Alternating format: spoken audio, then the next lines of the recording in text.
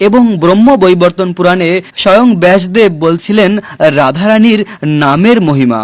তিনি বলছিলেন রা শব্দ উচ্চারণ করলে ভগবান কৃষ্ণ সেই ভক্তের পিছনে পিছনে ধাবিত হয় সেই রা শব্দ শ্রবণ করার জন্য।